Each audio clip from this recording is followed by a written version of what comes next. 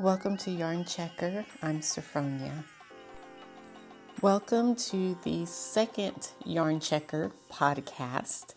I want to start out this video by thanking my 100 plus subscribers. I do appreciate all the love and support and views. And I also want to say that if you're watching and you haven't subscribed yet, I do highly suggest that you do, because in the new year, I have a lot of videos upcoming. Actually, I have several more videos through the end of this year. And then for January, I will have numerous yarn reviews, more accessory videos like hats, scarves, but also I'll be adding bags as well. And of course, this will all be machine knitting tutorials. And I have one or two plushies up right now, but I will be adding several more tutorials on how to make different plush stuffed toy type products on the knitting machine. So make sure you stay tuned for that. I recently put out a video I put out a video talking about the fact that my counter had stopped working on my Centro. And so I bought a couple of digital magnetic counters from Amazon.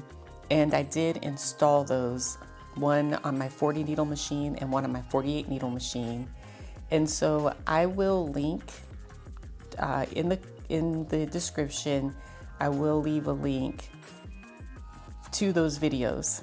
And because in the tutorial, I show you step by step. I don't skip a step. So you can watch my video, and by the end of it, you'll see how you can install counters onto your machine in case you have a smaller machine that never came with a counter, or if, like me, it did come with a counter, but that counter is no longer working. Since my last podcast, I've made a couple of items. The first being this camo cowl, and I actually call it the Easy Camo Cowl because I've put a video up on how to make this. It is a beginner video. The video is completely 100% with a beginner in mind. Of course, the video's for everyone. Even if you are not a beginner, you can follow along and make this. But I spend a good bit of time showing how to stitch up your cowl so that you have an invisible seam, so that no one even can tell where you stitched it together. And I'm really happy with how this turned out. And I like that it's short. Now, if you're interested in a longer scarf, I also made this one. I believe I'm calling it the Long Enough Infinity Scarf.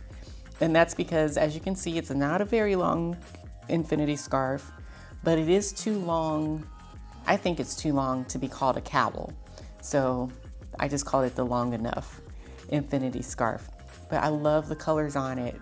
Like I mentioned in the video for this tutorial, which I will link below, these colors make me think of Valentine's Day. I actually thought that maybe it might feel kind of Christmassy once I made it, but nope, that's not how it worked out. But it is a pretty infinity scarf. I want to show you what I made a purchase. I rarely order off of Etsy, but I wanted to get an adapter for my machine because I'm trying to machine knit a bit faster, and also I'm trying to take some of the stress off of my shoulder.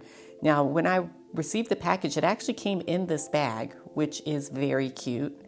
I didn't order the bag, but I do appreciate it. That was a very nice touch. I ordered this adapter for the knitting machine. It is 3D printed, and I've never ordered anything or used anything 3D printed before, so I was actually pretty excited to receive it.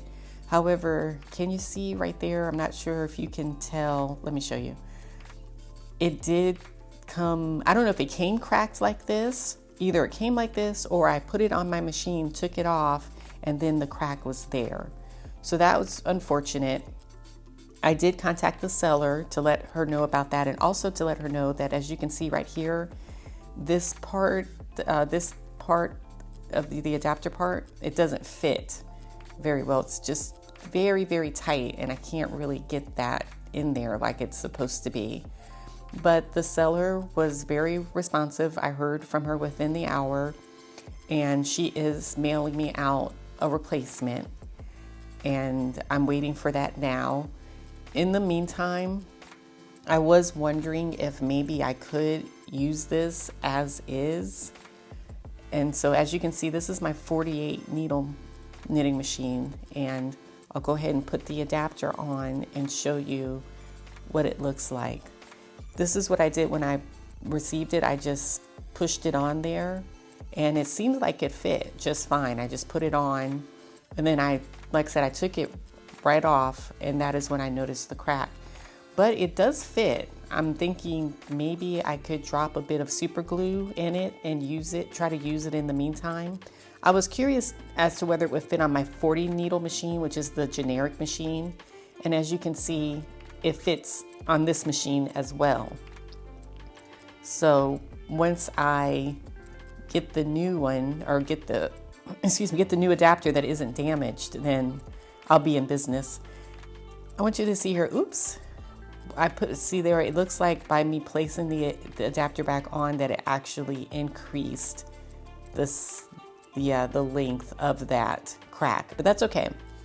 I have another one coming, and she's a great Etsy seller. I know that things happen. See this? This is a double crochet blanket. It is a, it is a full size. It is a full-size blanket. You see it's in all these different shades of green. And I was really excited and happy to work on this blanket. I got towards the end of it, and I thought that I didn't have enough yarn. And so I placed an order for more yarn. And the funny part is, while I was waiting for the additional yarn to arrive, I actually wound up finishing the blanket. As it turned out, I had enough. I actually had more than enough. Excuse me. So what I find myself excuse me. So now I find myself here with all this extra green yarn, and I rarely use green yarn. I don't know, just had on a whim wanted to make a green blanket, but now I have all of this. And so I was thinking, what can I do with all of this green yarn? I have it in not only different shades, but also different brands. There's some Big Twist. I love this yarn. Also have some Mainstays, 100% acrylic. And I think there might also be a Red Heart Super Saver skein in here. And they're all size 4.